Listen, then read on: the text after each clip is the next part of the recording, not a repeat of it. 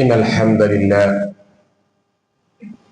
نحمده ونستعينه ونؤمن به ونتوكل عليه ونعوذ بالله من شرور أنفسنا ومن سيئات أعمالنا من يهده الله فلا مضل له ومن يضلل فلن تجد له وليا مرشدا.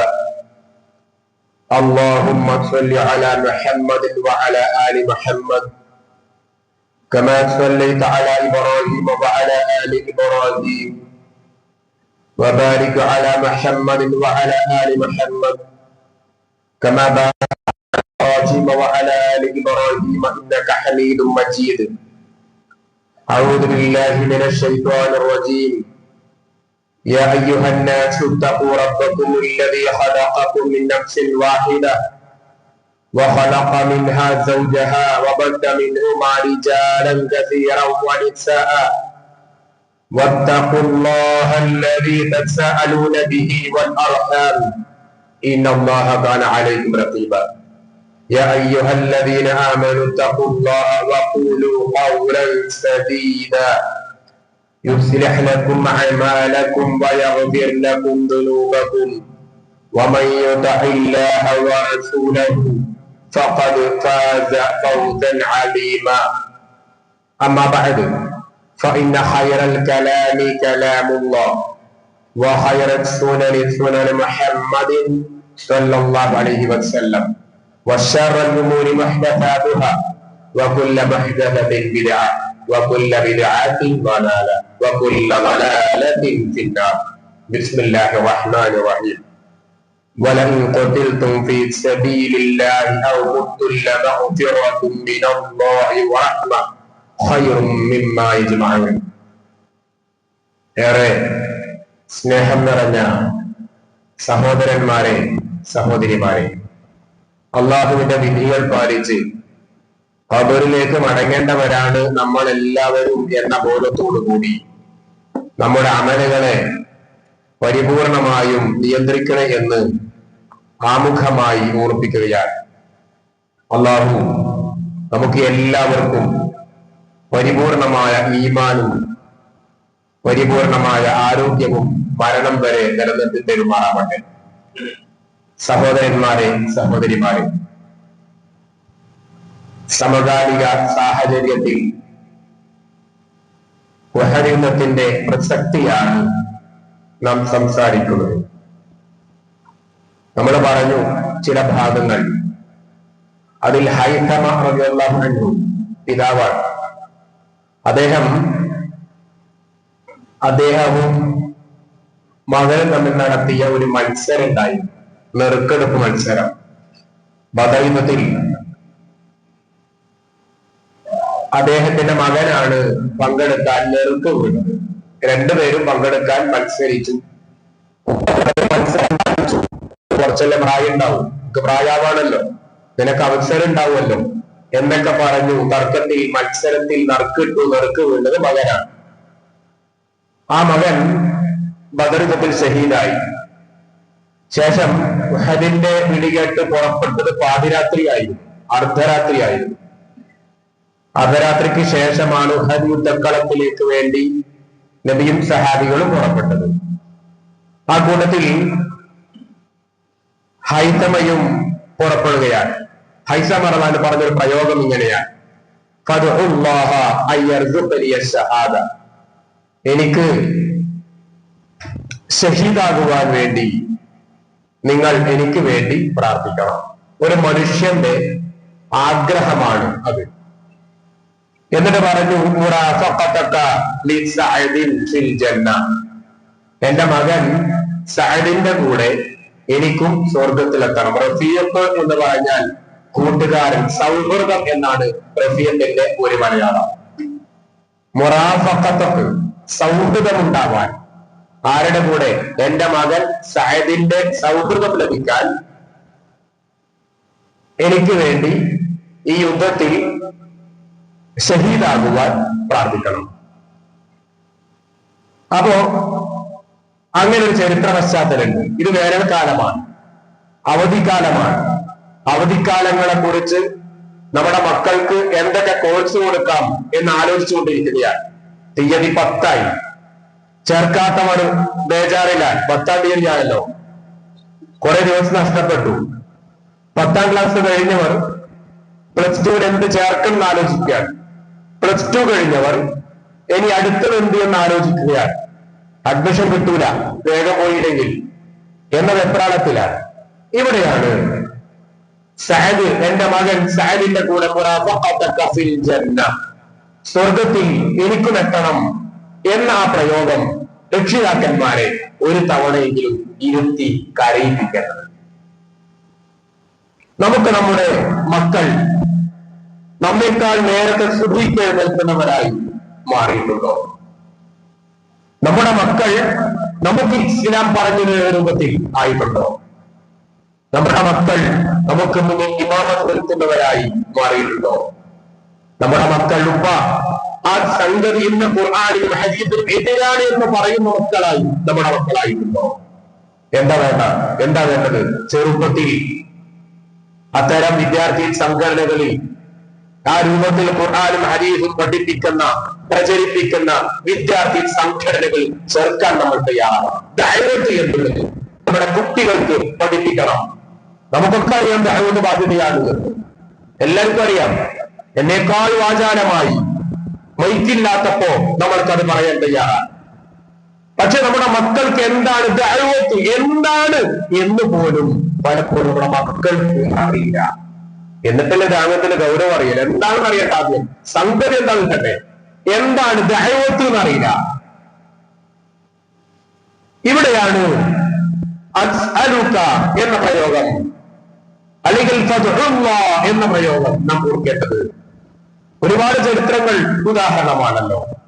അപ്പൊ ഇവിടെ ഹൈസമയുടെയും സഅദിന്റെയും ഉദാഹരണം രക്ഷിതാക്കന്മാരെ ഈ അവധിക്കാല പഠന ക്ലാസുകളെ കുറിച്ച് ആലോചിക്കുമ്പോ അന്വേഷിക്കുമ്പോ നമ്മുടെ മക്കൾ ദീനിയായി ഈ വെക്കേഷൻ കാലയളവിൽ എന്ത് പഠിപ്പിക്കാൻ, എന്ത് കൊടുക്കാൻ പറ്റും ആലോചിക്കണം.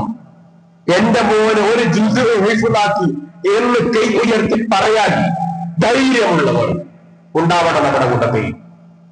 എന്റെ മകൻ, എന്റെ മകൾ എന്റെ മുന്നിൽ ഒരായത്തെങ്കിലും പറയാൻ ധൈര്യമുണ്ട് എന്ന് പറയാൻ കഴിയുന്ന രക്ഷിതാക്കന്മാർ നമ്മിലുണ്ടാവണം. സമയം കഴിഞ്ഞു പോയിട്ടൊന്നുമില്ല, ഇനി അവസരങ്ങളുണ്ടല്ലോ. നമ്മുടെ മക്കളെ ഖുർആൻ പഠിപ്പിക്കുന്നതിലേക്കുള്ള തയ്യാറെടുപ്പുമായി നമ്മൾ വരണം. മക്കൾ നമ്മുടെ മുന്നിൽ മത്സരിക്കട്ടെ. എന്തിന്? നമ്മളെക്കാൾ മുന്നിലെത്താൻ. മക്കൾ നമ്മുടെ മുന്നിൽ മത്സരം നടത്തട്ടെ. എന്തിന്? നമ്മെക്കാൾ നേരത്തെ പള്ളിയിലെത്താൻ. ആ രൂപത്തിൽ ഉഹദിന്റെ ചരിത്രം കേൾക്കുമ്പോ നമുക്ക് ആവേശമാവണം. ഹൈസമയും സഅദും നമുക്കുള്ള ഗുണപാഠമായി മാറണം. അല്ലാഹു തൗഫീഖ് നൽകുമാറാകട്ടെ. അതോടൊപ്പം തന്നെ ആ യുദ്ധത്തിൽ പുറപ്പെടുകയാണ്. അവിടെ ഹൈസമയും ഷഹീദാവുകയാണ്. അവിടെ മറ്റൊരു വിഷയം കൂടിയുണ്ട്. വാർദ്ധക്യം എന്നുള്ളത് വിശ്രമിക്കാനാണ് എന്നാണ് ആരോ നമ്മെ തെറ്റായി പഠിപ്പിച്ചത്. കഴിഞ്ഞ മാർച്ചിന്റെ അവസാനത്തെ വെള്ളിയാഴ്ച ഈ വിഷയം ഹുതുബ നടത്തിയിരുന്നു. വാർദ്ധക്യം റിട്ടയർമെന്റ്, എന്റർടൈൻമെന്റ് അല്ല എന്ന പ്രയോഗം ഞാൻ നടത്തിയിരുന്നു. വാർദ്ധക്യം എന്നുള്ളത് വിശ്രമിക്കാനല്ല എന്നുകൂടി ഉഹദ് യുദ്ധത്തിന്റെ ചരിത്രം പഠിപ്പിക്കുകയാണ്. 2-3 സഹാബികൾ, ഒന്ന് അബൂ ഹുദൈഫ റളിയല്ലാഹു അൻഹു, മറ്റൊന്ന് സാബിത്തുൽ വഹ്ശി റളിയല്ലാഹു അൻഹു. രണ്ടുപേരുടെ ചരിത്രം പറയുന്നുണ്ട്. അവർക്ക് ഈ സാബിത്ത് എന്ന് പറയുന്ന മനുഷ്യന് നല്ല ആരോഗ്യമൊന്നുമില്ല. പക്ഷെ അദ്ദേഹം ഇസ്ലാം സ്വീകരിച്ച് അടുത്ത കാലമായിട്ടായിട്ടുള്ളൂ. സാബിത്തിന് പൈസല്ലോ, കുറച്ചു കാലമായിട്ടുള്ളൂ. അങ്ങനെ അദ്ദേഹം യുദ്ധത്തിന് പോകാൻ തയ്യാറെടുക്കുകയാണ്, യുദ്ധത്തിലേക്ക് പോകുകയാണ്. അദ്ദേഹം ആ യുദ്ധത്തിലേക്ക് പോകുമ്പോ അദ്ദേഹത്തിന് ആവേശമായിട്ടുള്ളത് വിശുദ്ധ ഖുർആനിന്റെ നബി സല്ലല്ലാഹു അലൈഹി വസല്ലം പഠിപ്പിച്ച ആയത്തുകളാണ്. ഇന്നല്ലാഹ ഇസ്തറാ മിനൽ മുഅ്മിനീന അൻഫുസഹും വഅംവാലഹും എന്നൊക്കെ പറഞ്ഞ ഒരുപാട് ആയത്തുകളുണ്ടല്ലോ. ആയത്തുകൾ പ്രചോദനമാവുകയാണ്. സഹോദരന്മാരെ, നമുക്ക് എന്താണ് അള്ളാന്റെ മാർഗത്തിൽ ഏൽപ്പിക്കാൻ കഴിഞ്ഞിട്ടുള്ളത്? എന്റെ കണ്ണ്, എന്റെ കാത്, എന്റെ ശരീരം, എന്റെ കൈകൾ, എന്റെ കാലുകൾ, എന്റെ സമ്പത്ത്, അതൊന്നും നമുക്ക് കൊടുക്കാൻ പറ്റിയിട്ടില്ല. നമ്മുടെ കൽബ് കൊടുക്കാൻ പറ്റിയിട്ടുണ്ടോ? കണ്ണും കാതും മൂക്കും നാക്കും നമ്മൾ യുദ്ധമില്ല, അനുഭവത്തിന് യുദ്ധം വന്നിട്ടില്ല, യുദ്ധമില്ല. പക്ഷെ നമ്മുടെ കൽബ് അടച്ചു കൊടുക്കാൻ പറ്റിയിട്ടുണ്ടോ? നമ്മുടെ മനസ്സ് അള്ളാഹുവിനെ അർപ്പിക്കാൻ പറ്റിയിട്ടുണ്ടോ? ആ അർപ്പിക്കാൻ പറ്റിയവരാണല്ലോ അള്ളാഹിനോട് സ്വകാര്യം പറയാ. അള്ളാഹുടെ വർത്താനം പറയാം. നമുക്ക് അള്ളാഹുടെ സ്വകാര്യം പറയാൻ പറ്റിയിട്ടുണ്ടോ? നമ്മൾ ഒരുപാട് ആളുകളുടെ സ്വകാര്യം പറയാറുണ്ടല്ലോ അല്ലെ? ഇഷ്ടപ്പെട്ടവരോട് ആ സ്വകാര്യം പറയാം. ആ സ്വകാര്യം അള്ളാഹുടെ പറയാൻ കഴിഞ്ഞിട്ടുണ്ടോ? അപ്പൊ ഇവിടെ അവർ പ്രായമായ യുദ്ധക്കളത്തിലേക്ക് പോവുകയാണ്. എന്ന് പറഞ്ഞാൽ പ്രായം എന്നുള്ളത് നന്മയിൽ നിന്നും മാറി നിൽക്കുവാനുള്ള ഒരു ഉപാധിയല്ല. വയസ്സായില്ലേ എന്ന് നമ്മൾ പറയല്ലേ, നമുക്കൊക്കെ ഒരുപാട് പ്രായമായില്ലേ, ഇനിയിപ്പോ അത്രയൊക്കെ അങ്ങനെ അങ്ങനെ അങ്ങനെ അങ്ങനെ അങ്ങനെ അങ്ങനെ എന്നാ പറയാ. അതൊരു ഉപാധിയല്ല എന്നർത്ഥം. പള്ളിയിലേക്ക് വരാതിരിക്കാൻ, ജമാഅത്തിൽ പങ്കെടുക്കാതിരിക്കാൻ, നന്മയിൽ നിന്നും മാറി നിൽക്കാൻ, നന്മയിൽ നിന്നും പിന്നോട്ടടിക്കാൻ ഉള്ള ഒരു ഉപാധിയല്ല നമ്മുടെ താടി രോഗങ്ങൾ നരബാധിച്ചു എന്നുള്ളത് എന്നർത്ഥം. ഉമർനാട് സംഭവം പലപ്പോഴും പറയാറുണ്ടല്ലോ നമ്മൾ. ഉമർനാനു അവർക്കൊക്കെ പലപ്പോഴും കൂടെ ഭൃത്യരുണ്ടായിരുന്നു. ഉമർനാൻ ഭൃത്യരോട് പറഞ്ഞു, ഇനി എന്നെ രാവിലെ സുബഹിക്ക് എഴുന്നേൽപ്പിക്കേണ്ടതില്ല, കാരണം എന്റെ താടികളിൽ എന്റെ രോമങ്ങളിൽ ബാധിച്ച നര ഇനി എന്നെ വിളിച്ചു നിർത്തിക്കോളും. എന്നാൽ അദ്ദേഹത്തിന് ഭൃത്യനായിരുന്നു, അദ്ദേഹത്തെ വിളിച്ചെഴുന്നേൽപ്പിച്ചിരുന്നത് എന്നാൽ സമയമായാൽ അറിയിക്കാം അല്ലേ? അപ്പൊ പറഞ്ഞു, ഇനി എന്നെ വിളിക്കേണ്ട ആവശ്യമില്ല, ഞാൻ ഓട്ടോമാറ്റിക്കലായിട്ട് അറിഞ്ഞത്, കാരണം എനിക്ക് നരബാധിച്ചു, അതെനിക്ക് പടച്ചവനെ റബ്ബിനെ കൂടുതൽ ഓർമ്മിക്കുവാനുള്ള അവസരം തരും എന്നാണ്. എങ്കിൽ എന്റെ മുന്നിൽ നിൽക്കുന്ന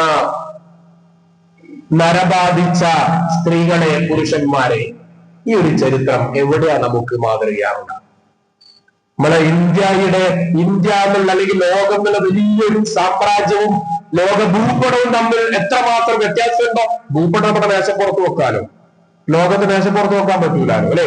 അതുപോലെയാണ് പലപ്പോഴും നമ്മളും സഹാബികളും തമ്മിലുള്ള വ്യത്യാസം തന്നെയാണ്. നമ്മൾ ആലോചിക്കേണ്ട വിഷയമാണ്. അതിനാൽ നാം ശ്രദ്ധിക്കേണ്ടത് വയസ്സായി പോയി എന്നുള്ളതല്ല, ഒരു പ്രയോഗമല്ല, ഒരു ഘടകമല്ല. അവിടെയാണ് നബി സല്ലല്ലാഹു അലൈഹി വസല്ലമയുടെ പ്രയോഗം, വല്ലാഹി ഞാൻ പേടിക്കുകയാണ്. എന്ത്? ഞാൻ നിങ്ങളിൽ പേടിക്കുന്നു, മൽ ഫഖറു, നിങ്ങളിലേക്ക് പേടിക്കുന്ന ദാരിദ്ര്യമല്ല, വൽ ഫഖറു ലാ അഖ്ശാ അലൈക്കും, നിങ്ങളിലേക്ക് എനിക്കുള്ള പേടി ദാരിദ്ര്യമല്ല, വലാകിന്ന, പക്ഷേ ഞാൻ പേടിക്കുന്നത് എന്താണെന്നറിയോ? നിങ്ങളിലേക്ക് അഖ്ശാ മിൻ സഹറത്തി ദുനിയ വഅൻ തബ്സത അലൈക്കും ദുനിയ, നിങ്ങളിലേക്ക് ഈ ദുനിയാവിനെ വിശാലമാക്കപ്പെടും, ഇതാണ് എനിക്കുള്ള പേടി. എന്നാണ് ആ ഉഹദുക്കളത്തിൽ ആ സഹാബിയുടെ ചരിത്രത്തിൽ നമുക്ക് പറ്റിയതായിരിക്കോ? എന്താ പ്രശ്നം? ഒരു 50 കൊല്ലം 60 കൊല്ലം മുന്നേ നമ്മുടെ ഉപ്പാപ്പന്മാരോട് ചോദിച്ചാൽ അവര് പറയുന്ന അനുഭവങ്ങളുണ്ട്. പഴയ കാലത്തുള്ള യാത്രാ ദുരിതം, വസ്ത്രം ധരിക്കുവാനുള്ള പ്രയാസം, സാമ്പത്തിക ബുദ്ധിമുട്ട്, ഭക്ഷണം കഴിക്കുവാനുള്ള പ്രയാസം അല്ലെ? നമ്മള് രാവിലെ കഞ്ഞി, ഉച്ചക്കഞ്ഞി, രാത്രിയും കഞ്ഞി എന്ന് പറഞ്ഞൊരു കാലഘട്ടം നമ്മുടെ കണ്ണൂർ ജില്ലയിലും കേരളത്തിലും ഒക്കെ ഉണ്ടായിരുന്നു. ഇന്നുണ്ടോ? ഇന്ന് പട്ടികയുടെ ഏതെങ്കിലും മക്കൾ നമ്മുടെ വീട്ടിലുണ്ടോ? ഇല്ലാത്ത കാരണത്താൽ ഇല്ല. റസൂലുള്ള പറയാൻ നമ്മള് ഒന്ന് അടുത്തിരുന്ന ഒന്നായിരുന്നു.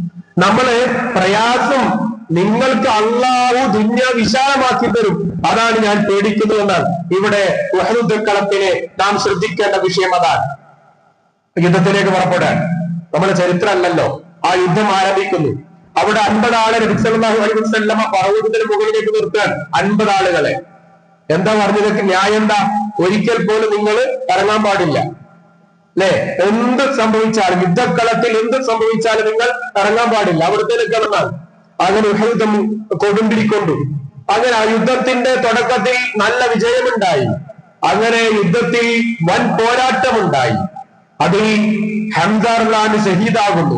ഇങ്ങനെ ഒരുപാട് ചെയ്തികൾ നടക്കുമ്പോൾ ആദ്യഘട്ടങ്ങളിൽ യുദ്ധത്തിൽ നല്ല വിജയമുണ്ടാവുകയും അതിൽ ഈ മലമുകളിലുള്ള സാധുക്കള്, സഹാബികള് വിചാരിച്ചു യുദ്ധത്തെ കഴിഞ്ഞല്ലോ, ആളുകളൊക്കെ ഗനീമത്തുൽ സ്വത്ത്, യുദ്ധം മുതലൊക്കെ വാരിക്കൂട്ടുകയാണല്ലോ, ഇനി നമ്മളതിന് കൊടുക്കേണ്ട ആവശ്യമൊന്നുമില്ലല്ലോ. അവർ തമ്മിൽ തർക്കമായി. കുറച്ചാൾക്കാർ ഇറങ്ങുമ്പോൾ കുറച്ചാൾക്കാർ പറഞ്ഞത്രേ, റസൂലുള്ള പറഞ്ഞത് ഒരു മുന്നറിയിപ്പ് ഉണ്ടാകുന്നത് വരെ ഇറങ്ങാൻ പാടില്ല എന്നാണ്, നമ്മളത് പാലിക്കുന്ന നിർബന്ധമാണ്. അപ്പോ മറ്റൊരു ഭാഗം പറഞ്ഞു, റസൂലുള്ള പറയാൻ കാരണം എന്താ? അവിടെ യുദ്ധം നടന്നുകൊണ്ടിരിക്കുമ്പോ ശത്രുക്കൾ പിന്നാലെ വരും. അപ്പൊ അതുകൊണ്ട് മാത്രം പറഞ്ഞാണ്. യുദ്ധം കഴിഞ്ഞാൽ പിന്നെ വിജയിച്ചാൽ പിന്നെ നമ്മൾ ആവശ്യമില്ലല്ലോ. അങ്ങനെ ഇറങ്ങാൻ തയ്യാറാവുകയും അവർ എല്ലാവരും ഇറങ്ങുകയും ചെയ്തു. ഇറങ്ങിയപ്പോ ഖാലിദ് ബിൻ വലീദ്, അന്ന് ഖാലിദ് ബിൻ വലീദ് മുശ്രിക്കുകളുടെ നേതാവായിരുന്നു, അവരുടെ കുതിരപ്പടയാളിയായിരുന്നു. പിന്നീട് അദ്ദേഹം ഇസ്ലാം സ്വീകരിച്ചു. ഇപ്പൊ നമ്മൾ റളിയല്ലാഹു അൻഹു എന്ന് പറയും. ഖാലിദ് റളിയല്ലാഹു അൻഹു ആ കാലഘട്ടത്തിൽ മുശ്രിക്കുകൾക്ക് വേണ്ടി ആ മലയുടെ ഒരു ഭാഗത്തുകൂടെ കുതിരപ്പടയാളികളുമായി വന്നു. മുസ്ലിങ്ങൾക്കെതിരെ തുരത്തി ഒരുപാട് പ്രശ്നമുണ്ടായി, നാശനഷ്ടമുണ്ടായി. ഇവിടെ ഈ ചരിത്രത്തിൽ നമുക്കുള്ള ഗുണപാഠം എന്താണ്? എന്തൊക്കെയാണ് നഷ്ടം എന്നുള്ളതല്ല നമ്മുടെ ചരിത്രം. എന്താണ് ഇവിടെയുള്ള വിഷയം? ഒന്ന് അനുസരണമാണ്. അതിൽ ഒരുപാട് നമ്മൾ അംഗീകരിക്കേണ്ട വിഷയം, അനുസരിക്കുന്നവരെ മാത്രമേ അനുസരിക്കപ്പെടുകയുള്ളൂ എന്നുള്ളൊരു ഭൗതിക തത്വം കൂടി നമ്മൾ അംഗീകരിക്കേണ്ടതാണ്. നമ്മൾ ഒരാളെ അനുസരിക്കുന്നതിന് മാത്രമേ നമ്മെ അനുസരിക്കാൻ മറ്റൊരു ഭാഗം ഉണ്ടാവുള്ളൂ. നമ്മൾ ആലോചിക്കേണ്ട വിഷയമാണ്. പലപ്പോഴും നമ്മൾ മനസ്സിലാക്കുന്ന പ്രയോഗമാണ്, നമ്മൾ ഒരാളിന് ചിരിച്ചാലേ നമ്മളുടെ വേറെ ആൾ ചിരിക്കുള്ളൂ. ഇതാ കയറി ഇരിക്കുന്നു പറയുമ്പോഴേ നമ്മളോട് അങ്ങനെ പറയാനാളുണ്ടാവുള്ളൂ. ബഹുമാനിക്കുമ്പോഴേ ബഹുമാനിക്കപ്പെടുകയുള്ളൂ. അതുകൊണ്ടാണ് നബി സല്ലല്ലാഹു അലൈഹി വസല്ലം പഠിപ്പിച്ചത്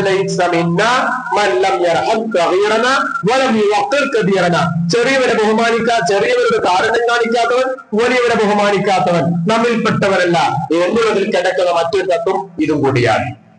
അപ്പോ അങ്ങനെ ഉഹദ് രണാങ്കണത്തിൽ ആ ഖാലിദ് വലീദിന്റെ നേതൃത്വത്തിൽ ശത്രുക്കൾ വരികയും തുരുതുര മുസ്ലിങ്ങൾക്ക് എതിരെ അമ്പയുകയും ചെയ്തു. അവിടെ നമുക്കുള്ള ഗുണപാഠം ഒന്ന് അനുസരണം തന്നെയാണ്. അനുസരണം എന്നുള്ളത് വലിയൊരു ഘടകമാണ് എന്ന് പഠിപ്പിക്കുന്നു. അതോടൊപ്പം തന്നെ ചെറിയ അനുസരണക്കേടാണെങ്കിലും വലിയ പ്രത്യാഘാതം ഉണ്ടാകുന്നതാണ്. ചെറിയ പ്രശ്നമായിരിക്കും, പക്ഷെ പ്രത്യാഘാതം വലുതായിരിക്കും. മറ്റൊന്ന്, പരീക്ഷണം അത് വിജയത്തിലൂടെയും ആവാം. മറ്റൊന്ന്, നമ്മൾ ഇത്തരം പരീക്ഷണങ്ങൾ വരുമ്പോൾ ആലോചിക്കണം എന്നുള്ളതാണ്. നബി സല്ലല്ലാഹു അലൈഹി വസല്ലം പഠിപ്പിച്ച, ഖുർആൻ പഠിപ്പിച്ച ഒരു ആയത്തും ഒരു ഹദീസും ഉണ്ട്. ഒന്ന്, ഫൈദാ അസംത ഫതവക്കൽ അലല്ലാഹ്, ഒരു കാര്യം തീരുമാനിച്ചാൽ ഭരമേൽപ്പിക്കണം. അപ്പോ അവിടെ അല്ലാഹുവിൽ തവക്കുൽ അർപ്പിക്കുക എന്നുള്ളത് നമ്മുടെ ജീവിതത്തിൽ ഉണ്ടാവേണ്ട ഏറ്റവും വലിയ വിഷയമാണ്. മറ്റൊരു തെളിവായിട്ടാണ് പണ്ഡിതന്മാർ പഠിപ്പിച്ച സൂറത്തു സൂറത്ത് നസ്ർ അല്ലെ, സൂറത്ത് നസ്റിലുള്ള പ്രയോഗമാണ്. ഏതൊരു വിജയത്തിലും നാം ഉണ്ടാവേണ്ടത് ഒന്നാമതായി അള്ളാഹുവിനെ സ്തുതിക്കണം എന്നുള്ളതാണ്. 2, തസ്ബീഹ് ചെയ്യണം എന്നുള്ളതാണ്. 3, ഇസ്തിഗ്ഫാർ നേടണം എന്നുള്ളതാണ്. ഇസ്തിഗ്ഫാർ തേടാൻ നമ്മൾ മനസ്സിലാക്കി ഇസ്തിഗ്ഫാർ തേടേണ്ടത് എപ്പോഴാ? തെറ്റ് ചെയ്താലാണ് എന്നാണ്. ഇസ്തിഗ്ഫാർ തേടണം വിജയമുണ്ടാകുമ്പോ. നമ്മെ ഒരാൾ പുകഴ്ത്തുകയാണ്, ഈ ഒരു സംഭവാട്ടോ എന്ന് പറയാൻ, ആ പുകഴ്ത്തലുകൾ കേൾക്കുമ്പോ അസ്തഗ്ഫിറുല്ലാഹ് എന്ന് പറയണമെന്നാണ്. അപ്പോ ഉഹദ് കളത്തിൽ ഖാലിദിന്റെ നേതൃത്വത്തിൽ പിന്നെ ശത്രുക്കൾ വന്നപ്പോ അവിടെ ഉണ്ടായിരുന്ന വൻ പരാജയം മുസ്ലിങ്ങൾക്ക് വല്ലാതെ പ്രയാസമുണ്ടായി. അതിന്റെ കാരണം അനുസരണം എന്നുള്ള വിഷയം നമ്മുടെ ജീവിതത്തിൽ ഉണ്ടാവണം എന്നുള്ളതാണ്. മക്കൾ പലപ്പോഴും കുരുത്തം കെട്ട് പോകാൻ എന്താ കാരണം? മക്കള് ഉപ്പയെ അനുസരിക്കുന്നില്ല, മക്കള് ഉമ്മയെ അനുസരിച്ചിട്ടില്ല.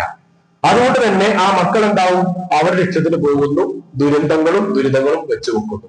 അത് കാരണം മാതാപിതാക്കൾ കാലാകാലം എന്താവുന്നു? ടെൻഷൻ അടിക്കുന്നു, സങ്കടപ്പെടുന്നു. ഇതാണ് ഉണ്ടാവുന്നത്. പിന്നെ മറ്റൊരു ഗുണപാഠം എന്നുള്ളത് നബി സല്ലല്ലാഹു അലൈഹി വസല്ലം പഠിപ്പിച്ചത് കാപട്യമാണ്. അവിടെ അബ്ദുല്ലാഹ് ഇബ്നു സലൂലിന്റെ നേതൃത്വത്തിൽ വിഭാഗത്തെ കുറിച്ച് പറഞ്ഞു അല്ലെ. 300 അംഗ സംഘമാണ് ഉഹദ് കളത്തിൽ നിന്നും പിന്മാറിയിട്ടുള്ളത്. ഈ 300 അംഗം പിന്മാറിയെന്ന് പറഞ്ഞ അബ്ദുല്ലാഹ് ഇബ്നു സലൂലിന്റെ നേതൃത്വത്തിലാണ്. ഈ സംഭവവുമായി ബന്ധപ്പെട്ട് നമ്മൾ പഠിക്കേണ്ടത് നിഫാഖാണ്. ഇതാണ് കഴിഞ്ഞ ആഴ്ച 1-ാം ക്ലാസ്സിൽ അവസാനിപ്പിച്ചത്. ഇവിടെ നമ്മളൊരു പ്രാർത്ഥന പഠിക്കേണ്ടതുണ്ട്.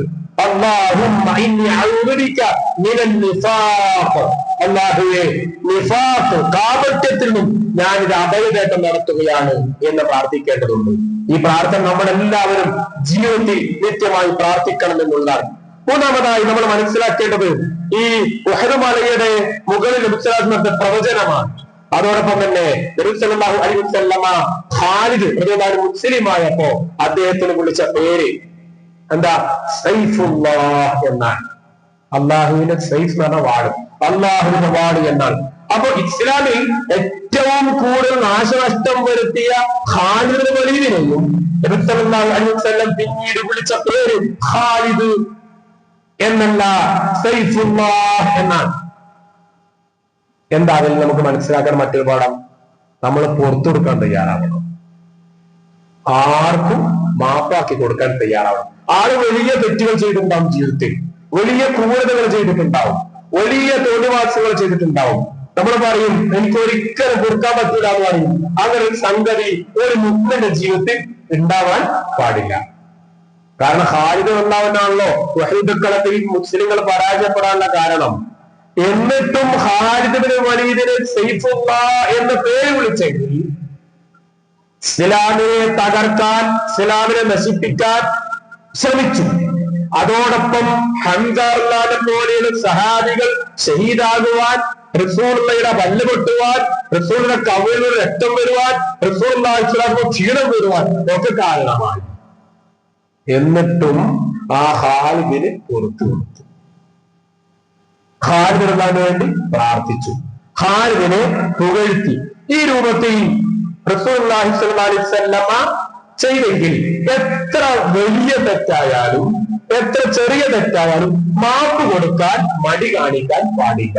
ഇത് നമുക്ക് ആ 50 ആളെ നിർത്തിയതിൽ നമുക്ക് കിട്ടേണ്ട മറ്റൊരു ഗുണപാഠമാണ്.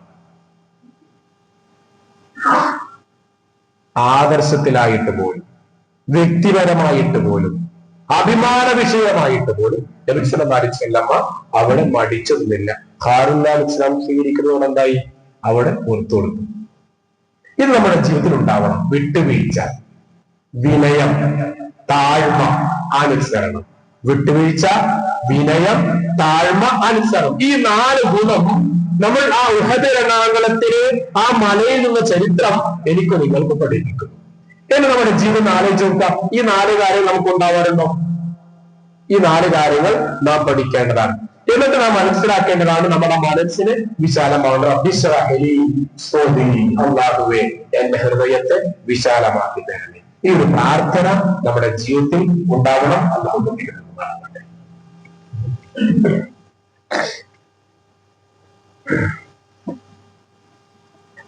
ഇന്നൽ ഹംദുലില്ലാഹ് വസല്ലല്ലാഹു അലാ ഖാതമിൽ അംബിയാഇ വൽ മുർസലീൻ വഅലാ ആലിഹി വഅസ്ഹാബിഹി അജ്മഈൻ وعلى من اتبع الهدى الى يوم الدين. اما بعد يا ايها الاخوان والاخوات اتقوا الله عباد الله اوصيكم ثانيا بتقوى الله.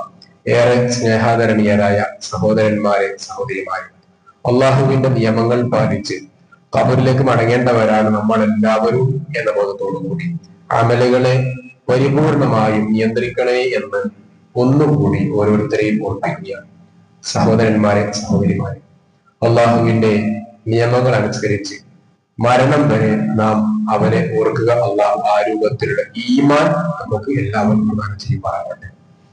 നമ്മൾ പറഞ്ഞതിന്റെ ചുരുക്കം, വഹദത്തുൽ അവിടെ നമുക്ക് ലഭിക്കുന്ന ആ ഗുണപാഠങ്ങൾ നമ്മുടെ ജീവിതത്തിൽ പാലിക്കേണ്ടതുണ്ട്. മറ്റൊന്ന്, നമ്മുടെ കാലികമായി നല്ല ചൂടുണ്ട്, നല്ല പുറത്ത് നല്ല വെയിലാണ്. നമ്മൾ ശ്രദ്ധിക്കേണ്ടത് പ്രായമുള്ളവരും കുട്ടികളും ഒക്കെ നമ്മളെ ആ രൂപത്തിൽ വെയിൽ കൊള്ളുമ്പോൾ, വെയിലത്ത് പോകുമ്പോഴൊക്കെ ആലോചിക്കേണ്ടത്, മരിച്ചു കഴിഞ്ഞാല് ഖബറിലും പരലോകത്തും അള്ളാഹു ചൂടിനെ കുറിച്ചും വിയർപ്പിനെ കുറിച്ചൊക്കെ പറഞ്ഞിട്ടുണ്ടല്ലോ, അല്ലെ? അർശിന്റെ തണലിനെ കുറിച്ച് പറഞ്ഞിട്ടുണ്ടല്ലോ. അർശിന്റെ തണൽ എല്ലാവർക്കും ഉണ്ടാവില്ല, കുറച്ച് ആളുകൾക്ക്, 7 ഭാഗം എന്നൊക്കെ ചില ഹദീസുകളിൽ വന്നിട്ടുണ്ട്. അപ്പൊ ഏതായാലും എല്ലാവർക്കും ഉണ്ടാവില്ല. ഒരുപാട് ആളുകൾ വിയർപ്പിലായിരിക്കും, ചൂടിലായിരിക്കും, സൂര്യൻ ഒരു ചാൺ ഉയർപ്പിലായിരിക്കും എന്നൊക്കെ ഹദീസിൽ വന്നിട്ടുണ്ട്. വിയർപ്പിൽ മുങ്ങുന്നവരുണ്ടാകും. ഒരു 15 മിനിറ്റ് നമ്മൾ പുറത്തൊന്ന് നിന്നാൽ വിയർത്ത് ആകെ നാശമാണ്. എങ്കിൽ ആ സൂര്യൻ അത്രയും അടുത്തുണ്ടായാൽ എങ്ങനെ വിയർക്കും? മുട്ടുവരെ, കഴുത്ത് വരെ എന്നൊക്കെ പറയുമ്പോൾ അതൊരു അത്ഭുതമായി കാണേണ്ടതില്ല. അള്ളാഹു വൈബിയായ അദൃശ്യമായ ഒരു വിശ്വാസമാണ്.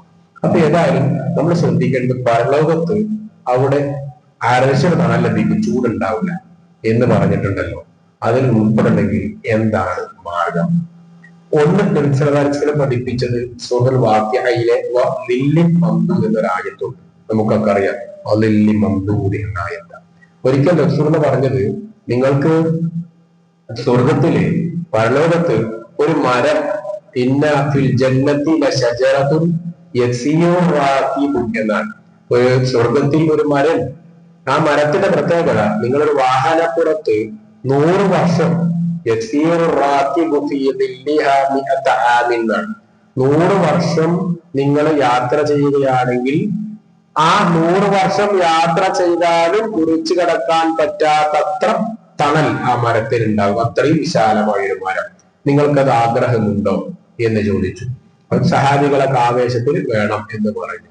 അപ്പൊ റസൂൽ എന്താ പറഞ്ഞത്, നിങ്ങൾ ഉദ്ദേശിക്കുന്നവരെന്ത് ചെയ്യുക, ഈ ഒരു ആയത്ത് പാരായണം ചെയ്യുക എന്ന് പറഞ്ഞ് നെല്ലും മംദൂദ് എന്ന ആയത്ത് അവിടെ പഠിപ്പിച്ചു എന്നാണ് ഒന്ന്. രണ്ടാമത്തെ മാർഗം അരശരം ലഭിക്കാൻ പറഞ്ഞതിൽ എന്താ, പള്ളി പരിപാലനം, അതൊരു ഘടകമാണ് അല്ലെ. അരശരം ലഭിക്കുന്നതിൽ പറഞ്ഞത് ഒന്ന് പള്ളി പരിപാലനമാണ്, പള്ളിയുമായി അറ്റാച്ച്മെന്റ് ആണ് അല്ലെ.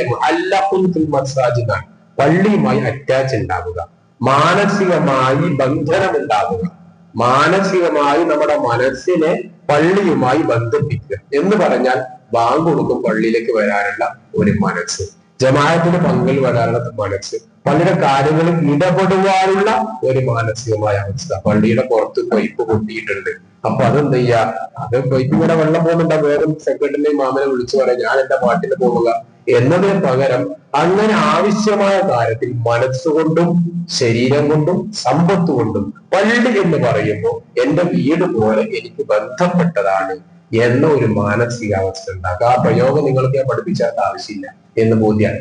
അപ്പൊ അങ്ങനെ പരലോകവുമായി ബന്ധപ്പെട്ട് അവിടെ തണൽ ലഭിക്കാൻ പള്ളിയുമായുള്ള ബന്ധം, സ്വകാര്യമായ സ്വതഹ, സ്വകാര്യമായ നന്മ, ഇങ്ങനെ ഒരുപാട് വിഷയങ്ങളുണ്ടല്ലോ. ഇതെല്ലാം നമ്മൾ ശ്രദ്ധിക്കേണ്ടതാണ്, ഇതൊക്കെ നമ്മൾ ശ്രദ്ധിക്കേണ്ടതാണ്. അപ്പൊ പരലോകത്തുള്ള ചൂടും പരലോകത്തുള്ള വിയർപ്പും പരലോകത്തുള്ള പ്രയാസവും ഇല്ലാതിരിക്കാൻ ശ്രദ്ധിക്കുക. നമ്മൾ പലപ്പോഴും പറയാം മരിച്ചവരെ കുറിച്ചിട്ടല്ലേ, മരിച്ചവർ ആ മരിച്ചവരെ കുറിച്ച് ഒരാൾ മരിച്ചാൽ നമ്മൾ എന്താ പറയാ, ജീവിച്ചിരിക്കുന്നവരെ കുറിച്ചാ പറയാ അല്ലെ. ആ രണ്ട് പെൺമക്കളായിരുന്നു പാവം, ഇനിയിപ്പോ എന്താ ചെയ്യാനാണ്, ആ മരിച്ചവർ എങ്ങനെ എന്നുള്ളതല്ല പറയാം. ഹൈപ്പമർന്നാണ് പറഞ്ഞത് എന്റെ മകൻ സ്വർഗത്തിലാണല്ലോ, ആ മകന്റെ കൂടെ ഞാൻ എത്തണം എന്നാണ്. സ്വർഗത്തിലാണ് എന്റെ ഉപ്പ, എന്റെ ഉമ്മ, എന്റെ മകൻ ആയിരിക്കും എന്നൊരു പ്രതീക്ഷ നമുക്കുണ്ടാവണം. അവരുടെ കൂടെ എനിക്കും സ്വർഗത്തിലെത്തണം എന്നൊരു പ്രതീക്ഷയും ഉണ്ടാവണം. അതുണ്ടാവണമെങ്കിൽ പ്രാർത്ഥനയും വേണം, പ്രവർത്തനവും വേണം. ആ രൂപത്തിൽ നമ്മുടെ മക്കളെ, നമ്മയൊക്കെ പരുവപ്പെടുത്തിയെടുക്കാൻ നമ്മൾ ശ്രദ്ധിക്കണം. ഈ വേനലിൽ നല്ല ഈ ചൂടുള്ള നേരത്ത് പരലോകത്തെ ഓർക്കാൻ ഈ ചൂടുകാലം നമുക്കൊരു മാതൃകയാവണം. പരലോകത്തെ ഓർമ്മിപ്പിക്കാൻ ഈ ചൂട് നമുക്കൊരു കാരണമാവണം. പരലോകത്തെ ഓർമ്മിപ്പിക്കാൻ ഈ ചൂട് നമുക്കൊരു വഴികാട്ടിയാവണം എന്നാണ് എനിക്ക് സൂചിപ്പിക്കുവാനും ഓർമ്മിപ്പിക്കുവാനുമുള്ളത്. രണ്ട് പ്രാർത്ഥനകളാണ് സൂചിപ്പിച്ചത്. ഒന്ന് അല്ലാഹുമ്മ ഇന്നി അഊദു ബിക മിനൻ നിഫാഖ് എന്ന പ്രാർത്ഥനയായിരുന്നു. അല്ലാഹുവേ, എന്നെ കാപട്യത്തിൽ നിന്നും ഞാനിതാ നിന്നോട് അഭയം തേടുന്നു എന്ന പ്രാർത്ഥനയാണ്. ഈ പ്രാർത്ഥന നമ്മുടെ ജീവിതത്തിൽ നാം പാലിക്കേണ്ടതുണ്ട്. രണ്ട്, ഇബ്രാഹിം നബി അലൈഹിസ്സലാമിന്റെ പ്രാർത്ഥന, റബ്ബി ജഅൽനി മുഖീമസ് സ്വലാത്തി വമിൻ ദുർരിയതി, അല്ലാഹുവേ എന്നെയും എന്റെ മക്കളെയും നിസ്കാരം നിലനിർത്തുന്നവരിൽ നീ ഉൾപ്പെടുത്തണേ എന്ന പ്രാർത്ഥനയുമാണ്. കുടുംബത്തിന് വേണ്ടിയുള്ള പ്രാർത്ഥന നടത്തുക. ഭാര്യ, ഭർത്താവ്, മക്കൾ, ഉപ്പ, ഉമ്മ എല്ലാവർക്കും വേണ്ടി പ്രാർത്ഥിക്കാം. അവധിക്കാല ക്ലാസ് നമ്മുടെ അറിയുന്നവർ ആരെങ്കിലും ആരംഭിക്കുമ്പോൾ അതിൽ നമ്മുടെ മക്കളെ എത്തിക്കുവാൻ ശ്രദ്ധയുണ്ടാവുക. നല്ല ഇസ്ലാമികമായ അന്തരീക്ഷം വീട്ടിലുണ്ടാക്കിയെടുക്കുക. ഖുർആൻ പാരായണം, ഖുർആൻ ഹിഫ്ദ്, ഖുർആൻ പഠനം ഒക്കെ നമ്മൾ ആരംഭിക്കണം. വീട്ടിൽ ആരംഭിക്കണം. നമ്മുടെ കുട്ടികളെ അത്തരം കേന്ദ്രത്തിലേക്ക് അയക്കണം എന്നൊക്കെ ഓർമ്മിക്കണം. അതനുസരിച്ചുള്ള ഈ നമുക്ക് എല്ലാവർക്കും താല്പര്യമാകട്ടെ. എല്ലാം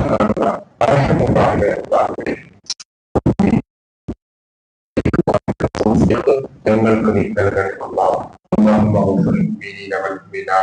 والمسلمين والمسلمات الأحياء والأموات. اللهم أجرنا من النار، اللهم أجرنا من النار، اللهم أجرنا وأجر والدينا من النار. ربنا آتنا في الدنيا حسنة وفي الآخرة حسنة وقنا عذاب النار. والحمد لله رب العالمين، وصلى الله على خاتم الأنبياء والمرسلين وصحبه أجمعين وعلى من